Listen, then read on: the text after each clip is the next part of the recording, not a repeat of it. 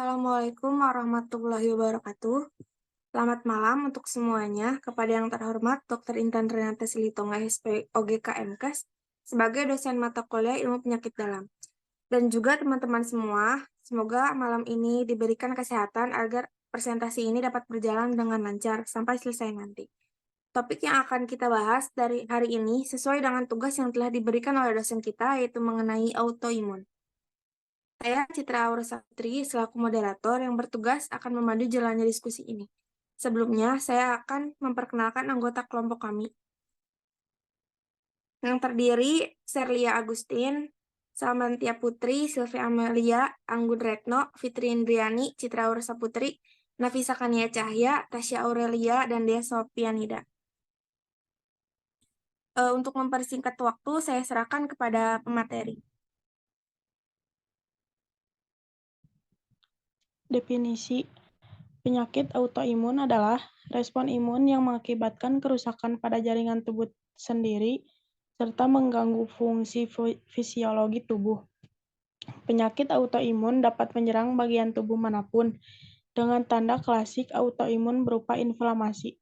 Penyakit autoimun ini menyebabkan kerugian bagi organ tubuh manusia karena dapat merusak organ-organ sel yang masih sehat dalam tubuh seseorang. Penyakit autoimun yang paling sering ditemukan diantaranya artritis reumatoid, lupus eritematosus sistematik, penyakit seliak, dan lain sebagainya.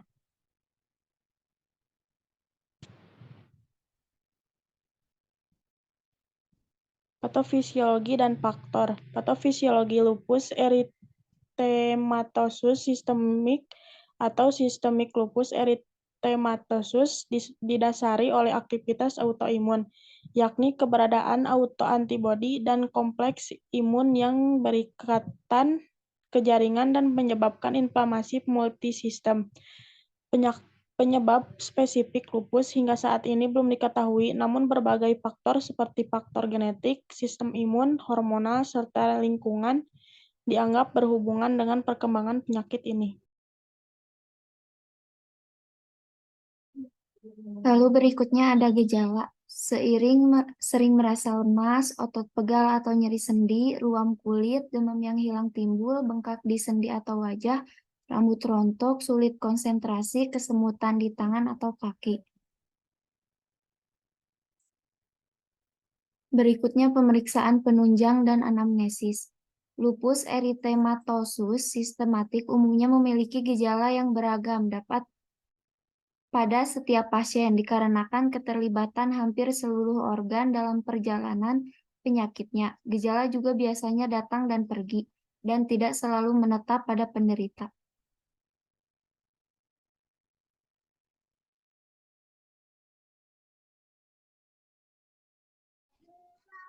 Penegakan diagnosis, pemeriksaan penunjang umumnya diperlukan untuk menegakkan diagnosis pada lupus. Berdasarkan kriteria EULAR ACR 2019, seseorang bisa didiagnosis mengalami lupus hanya jika memiliki antibodi antinuklear ANA yang tinggi. Berikut berbagai pemeriksaan autoimun yang umumnya dilakukan. Yang pertama yaitu antibodi antinuklear atau tes ANA, lalu yang kedua laju endap darah.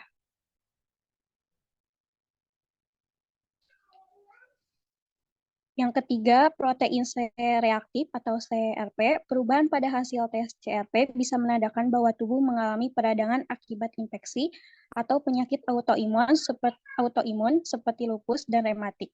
Keempat, ferritin. Tes ferritin dapat membantu dokter memahami seberapa banyak zat besi yang tubuh simpan. Yang kelima, rheumatoid factor atau RF. Tes RF bertujuan untuk mengukur jumlah rheumatoid factor dalam darah. Yang keenam, enzim link immunosorbent assay atau ELISA. Tes ELISA mampu mendeteksi berbagai antibodi atau antigen yang secara spesifik berkaitan dengan penyakit tertentu.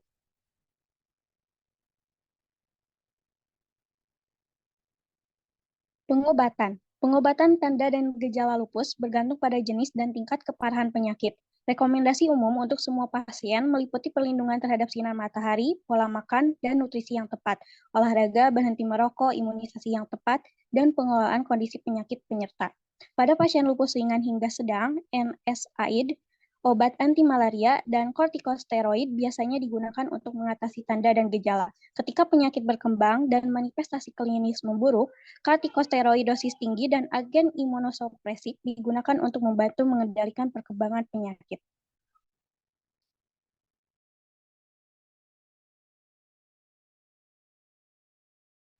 Baik, saya akhiri presentasi malam ini. Terima kasih kepada teman-teman yang sudah berpartisipasi. Mohon maaf apabila ada kesalahan kata. Saya akhiri. Wassalamualaikum warahmatullahi wabarakatuh.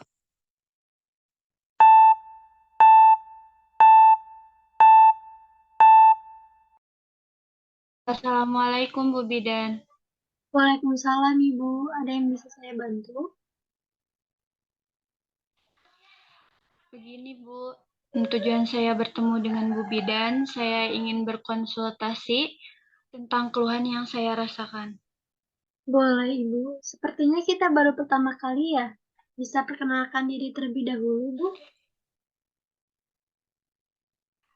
Iya Bu, baru pertama kali saya berkonsultasi dengan Bu Bidan. Perkenalkan, nama saya Shirley, umur saya 20 tahun, saya sedang hamil 24 minggu. Oh, sedang hamil ya Bu. Gimana Bu? Keluhan apa yang Ibu rasakan? Gini Bu Bidan, badan saya lemas, nyeri sendi. Terus kalau kena matahari, badan saya tuh ruam Bu. Saya sudah minum obat-obatan warung, tapi tidak hilang-hilang Bu ruamnya. Sudah berapa hari Bu mengalami gejala itu? Kalau untuk demamnya itu sekitar sudah seminggu, tapi kalau untuk ruam, saya sudah lama Bu, jadi lupa saya. Ruamnya seperti apa Bu? Ruamnya seperti ini Bu.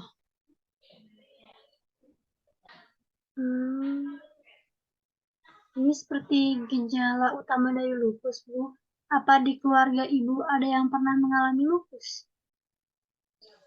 Pernah Bu, nenek saya apa ini lupus? Ini saya lupus ya Bu? Apa penyakit lupus itu keturunannya Bu? Adanya anggota keluarga yang menjadi lupus dapat meningkatkan risiko penyakit yang sama pada anggota keluarga lainnya. Pasalnya, variasi genetik yang dapat mempengaruhi respon kekebalan tubuh bisa diwariskan kepada turunan. Biasanya, orang-orang dengan riwayat keluarga yang memiliki lupus mendapatkan hasil tes DNA autoimun yang positif. Selain itu, faktor hormon dan lingkungan juga bisa jadi penyebab dari lupus ini. Kenapa lingkungan bisa menyebabkan lupus Bu? Lingkungan seperti apa ya Bu? Faktor lingkungan seperti paparan sinar matahari, asap rokok, infeksi virus tertentu, dan pengobatan bisa meningkatkan resiko terjadinya penyakit autoimun ini.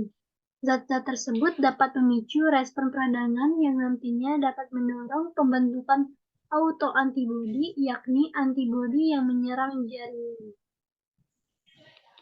Lantas saya harus seperti apa ya Bu? Harus bagaimana? Mengingat Ibu sekarang sedang mengandung ya, saran saya Ibu coba ke rumah sakit agar mendapatkan penanganan yang tepat. Nanti di rumah sakit akan ada pemeriksaan-pemeriksaan yang bisa memastikan Ibu terkena lupus atau tidaknya.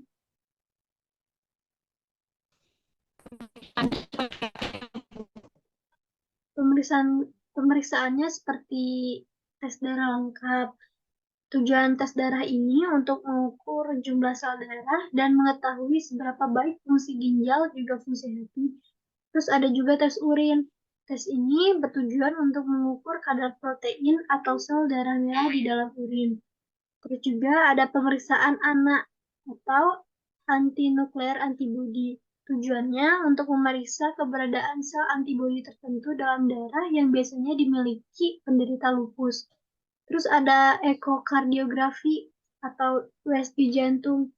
Nah, ini tuh untuk mendeteksi aktivitas jantung dengan menggunakan gelombang suara sehingga dapat diketahui adanya kerusakan di jantung.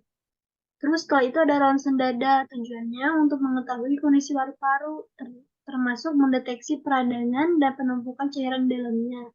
Dan yang terakhir ada biopsi kulit atau ginjal. Tujuannya untuk mengetahui ada tidaknya jaringan yang tidak normal pada kulit dan ginjal. Seperti itu, Bu. Oh gitu, Bu. Apa yang terjadi pada kandungan saya jika benar saya mengalami lupus, Bu? Menderita lupus saat hamil juga dapat mempengaruhi pertumbuhan janin dalam kandungan dan meningkatkan resiko bayi lahir prematur atau lahir dengan berat badan rendah. Ibu hamil yang menderita lupus juga beresiko menurunkan penyakit tersebut ke bayinya yang dilahirkan. Hal ini dikarenakan penyakit lupus bersifat turunan. Kondisi ketika bayi terlahir dengan penyakit lupus disebut neonatal lupus. Bayi yang terkena lupus dapat mengalami beberapa masalah kesehatan, seperti gangguan pada jantung dan hati, masalah pada kulit, dan kekurangan darah. Sedih sekali, Bu, saya mendengarnya.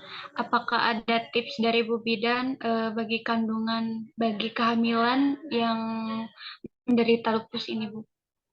Pastinya ada, Bu. Yang pertama, lakukan pemeriksaan ke dokter secara rutin. Setelah hamil, penderita lupus diwajibkan untuk menjalani pemeriksaan kandungan ke dokter kandungan secara berkala. Karena memiliki penyakit lupus saat hamil, ibu mungkin akan dirasakan untuk kontrol ke dokter kandungan lebih sering. Tujuannya adalah untuk memastikan kondisi ibu dan janin dalam keadaan sehat. Yang kedua, konsumsi obat yang sesuai anjuran dokter.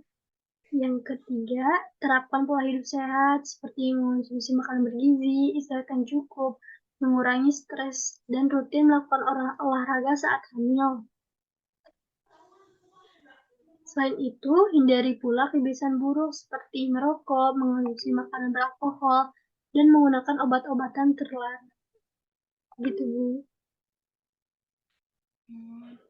Baik, Bu Bidan, terima kasih banyak sekali ilmu yang saya dapatkan dari Bu Bidan. Ya, sama-sama, Bu. Yang penting Ibu semangat, terus untuk sembuh jangan stres-stres, Bu. Semoga lekas sembuh ya. Terima kasih, Bu. Sama-sama.